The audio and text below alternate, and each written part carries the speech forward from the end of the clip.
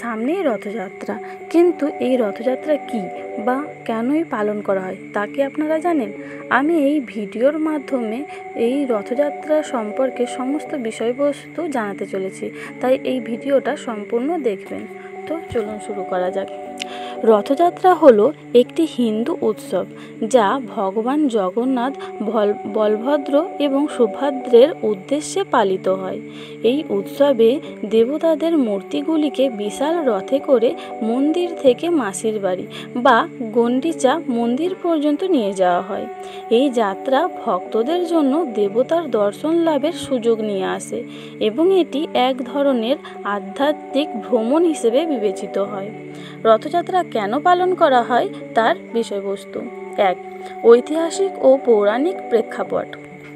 রথযাত্রা উৎসবটি পুরীর জগন্নাথ মন্দির থেকে শুরু হয়েছিল এবং এটি ভগবান জগন্নাথের মাসির বাড়িতে অর্থাৎ গন্ডিচা মন্দির যাত্রা করার একটি ঐতিহ্য। এই যাত্রাটি ভগবান জগন্নাথ, বলভদ্র এবং সুভদ্রের গন্ডিচা মন্দির দর্শনের স্মরণে পালিত হয়। 2.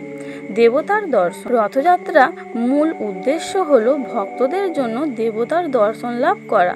যারা মন্দিরের অভ্যন্তরে প্রবেশ করতে পারে না, তারা রথের মাধ্যমে দেবতাদের দর্শন করে আনন্দ পান।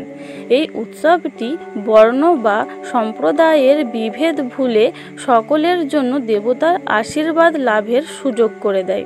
3. ঐক্য ও সমবেত হওয়ার উপলক্ষ। রথযাত্রা একটি মিলন ক্ষেত্র যেখানে সকল ধর্মের ও বর্ণের মানুষ একসঙ্গে অংশ নেয়। এই উৎসবে সকলে মিলে রথ টানেন এবং দেবতার পূজা করেন। এটি সমাজে ঐক্য ও ভ্রাতৃত্বের বার্তা বহন করে। 4. আধ্যাত্মিক গুরুত্ব। রথযাত্রা আধ্যাত্মিক দিক থেকেও গুরুত্বপূর্ণ। এটি ভক্তদের তাদের আরাধ্যা দেবতার সান্নিধ্যে আসার সুযোগ করে দেয় এবং তাদের মধ্যে ভক্তি ও বিশ্বাসের জন্ম দেয়। এই যাত্রা ভক্তদের মনে আনন্দ ও শান্তি এনে দেয়। 5. সাংস্কৃতিক ঐতিহ্য। রথযাত্রা কেবল একটি ধর্মীয় উৎসব নয়, এটি একটি সাংস্কৃতিক ঐতিহ্য।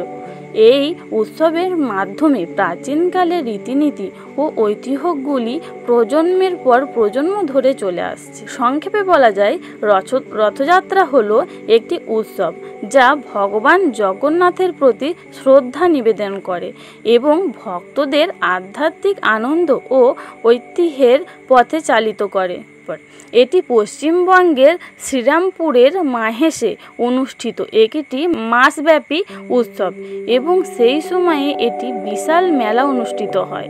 মন্দির থেকে গন্ডিচা বাড়ি, মাসির বাড়ি এবং পিছনের যাত্রায় ভগবান জগন্নাথ, বলরাম এবং সুভদ্রের রথের সাথে সংযুক্ত লম্বা দড়ি বা রশ্মি টানার অংশীদার হওয়ার জন্য লোকেরা ভিড় করে।